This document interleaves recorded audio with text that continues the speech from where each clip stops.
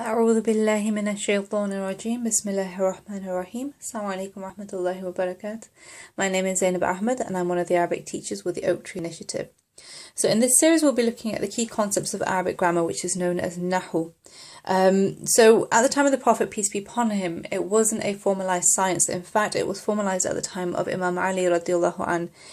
Mainly because Islam was spreading and there was a fear that the language would be contaminated.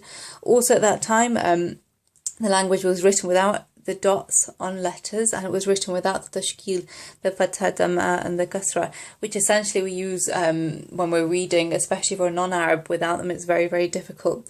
So Imam Ali radiallahu an, he designated one of his companions, Abu al-Aswad ad-Duwali, with the task.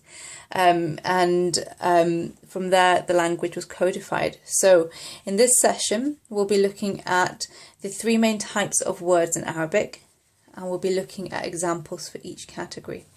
So Imam Ali gave his companion Abu al-Aswad ad-Duwali a starting point. He said, Al-Kalima, speech, is split up into three parts. Okay, speech is made up of al-ism, al-fi'l, al-harf. So the noun, the verb, and the particle. All words in Arabic will fall under one of these categories. So let's start with a noun.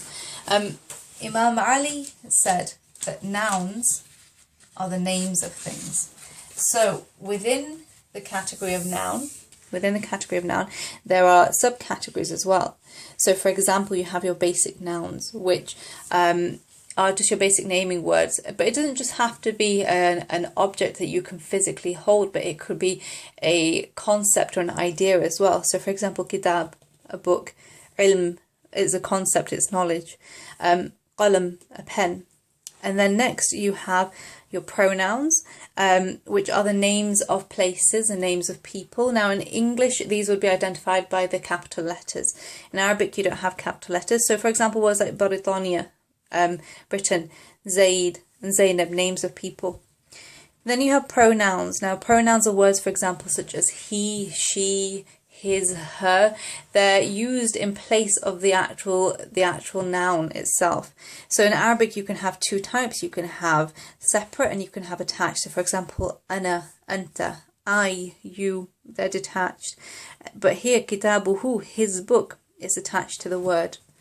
Then you have demonstrative pronouns. These are the pointing words. So for example, this is, that is, they are.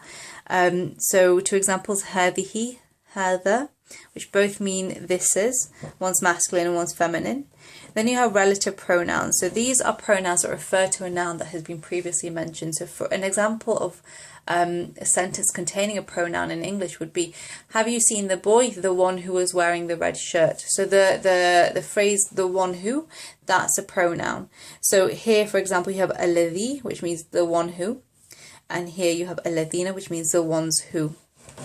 And then you have adjectives. These are describing words, they describe nouns. So, for example, al-hadikatu al-jamilatu. Here, al-jamilatu is the adjective, the beautiful garden. In Arabic, the adjectives come after the noun itself. And then waladun tawilun, a tall boy. So again, the adjective is coming after the noun.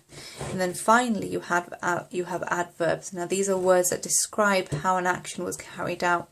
So for example, he walked quickly, he went quickly, dhahaba musri'an. So how do you identify a noun? Now, one of the main ways is that only nouns can carry a tanween. Okay, no other words will. So for example, if you see a fathatayn, a dhammatain, or a kasratain, you know it's a noun. Only nouns will have al in front of them, which is definite particle, meaning the. Okay, and finally, only nouns will have a ta marbuta, which is a letter that generally indicates that something is feminine. Okay, it comes after feminine words. So the next category was the verb. Now the verb, Imam Ali said, the verb gives information. Now in Arabic, the verb is split into three tenses. A verb is any word that is confined by time. So for example, you have the past tense, al-madi. And for example, here's an example of a verb, kataba. which means he wrote. Then you have the madari, which is a present tense, but it's also used for the future tense. There's no separate conjugation for the future tense in Arabic. In fact, you just use the present tense and add the word sofa in front, or the letter sa. Okay, and then next you have the command tense, al-amr. So for example, uktub means write. It's a command that you should write now. Okay, now how do you identify a verb? Now, we're just going to have a look at it very, very basically in this session. So, as opposed to a noun, a verb will never have a tanween. Okay, it will never have al in front of it, and finally, it will never have a ta marbuta. Okay, there are other ways of identifying verbs, but just for now, these are the three things that you need to notice. If you see a tanween, if you see an al, if you see a ta marbuta, you know it's not a verb. Okay, and then the final category is the harf, the particle, which Imam Ali said completes the meaning. So on their own, they have no meaning. Put it in a sentence, put it in front of a noun, it will have meaning. So, for example, fi means in, fawqa means above. So prepositions are examples of particles. They give you the placing of something in relation to another. You have words indicating emphasis. So in Arabic, you have the particle inna, which you would have seen when reading the Quran. This is a particle as well. Then you have particles of negation, which are used to show that you might not do something. You've never done something.